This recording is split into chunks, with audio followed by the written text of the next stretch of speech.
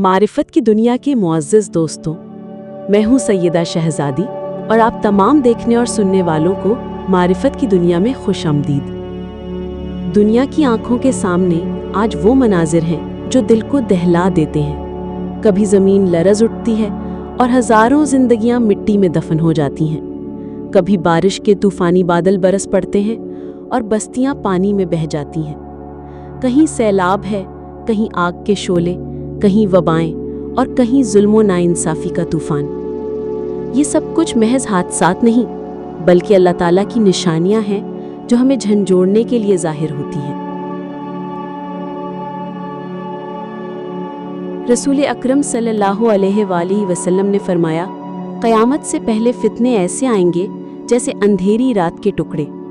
ये वो ज़माना होगा जब इंसान बेसुकूनी का शिकार होगा। लोग अमन, अदल और सच्चाई की मुतलाशी होंगे, लेकिन हर तरफ जुल्म और नाइंसाफ़ी का अंधेरा फैला होगा। ऐसे ही नाजुक हालात में एक अजीम हस्ती का ज़ुहूर होगा जिसे सारी दुनिया इमाम मेहदी के नाम से पहचानेगी। इमाम मेहदी अलैहिस्सलाम को अल्लाह ताला इस उम्मत की इस्लाह और ज़मीन पर अदल कायम करने के लिए भेजेगा। वो जुल्म की जड़ें काट देंगे और इंसाफ के चिराग रोशन करेंगे।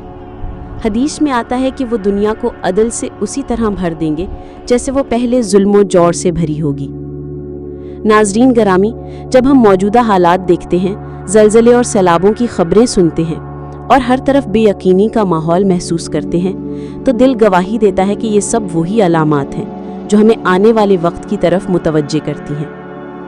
ये ज़माना हमें दावत देता है कि हम अपनी इस्लाह करें, गुनाहों से तौबा करें और अल्लाह की तरफ रुजू करें। इमाम मेहदी का ज़हूर अहले ईमान के लिए उम्मीद और रोशनी का पैगाम होगा, मगर याद रखें, सिर्फ वही इस रोशनी का हिस्सा बन सकेंगे जिनके दिल ईमान से रोशन होंगे। इसलिए ज़रूरी है कि हम अपने आमाल दुरुस्त करें, कुरान और सुन्नत को मजबूती से थामें और हर हाल में अल्लाह पर भरोसा रखें।